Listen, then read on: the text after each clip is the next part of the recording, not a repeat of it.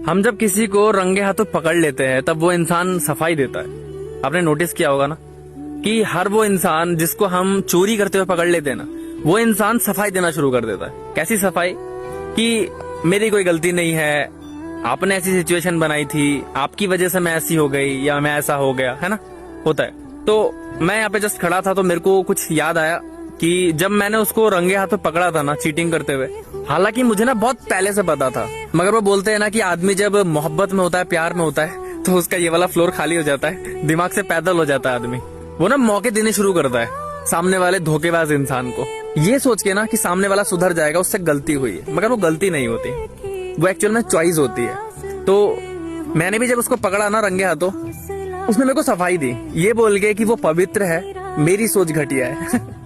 मुझे बहुत पहले से पता था बल्कि, मगर मैं उसको देख रहा था कि शायद वो वापस आ जाए, शायद वो सुधर जाए, शायद उसको अपनी गलती का एहसास हो, उसे मेरा प्यार दिखे।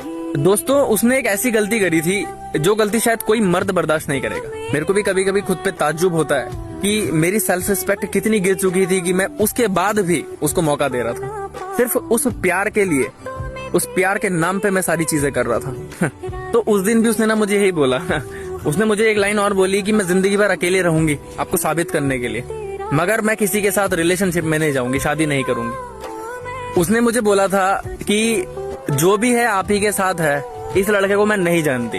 और मजे की बात देखिए दोस्तों, 18 अप्रैल को उसने उसी लड़के से शादी करी है और पवित्रता की मिसाल कायम कर रही है। और मैं भाई अपनी घटिया सोच के साथ आप सबके सामने खड़ा हूँ। तो भाई उस दिन मैं एक चीज तो समझ गया कि जो ओवर थिंकर लोग होते हैं ना भाई, मेरी तरह, जो मैं हद से ज्यादा सोच लेता हूँ चीजों को, ओवर थिंकर कभी भी गलत नहीं होता भाई। अगर आपके दिमाग में ओवर थिंकिंग चलती है और आपके दिमाग में ये चीज आ चुकी है भाई कि कोई इंसान आपको धोखा दे रहा है, तो मेरे भाई लिख के रख लो, धोखे का बीज बोया जा चुका है। दोस्तों, कोई इंसान कितना लॉयल है ना, इसका संकेत वो इंसान रिलेशनशिप में रहते हुए दे देता है।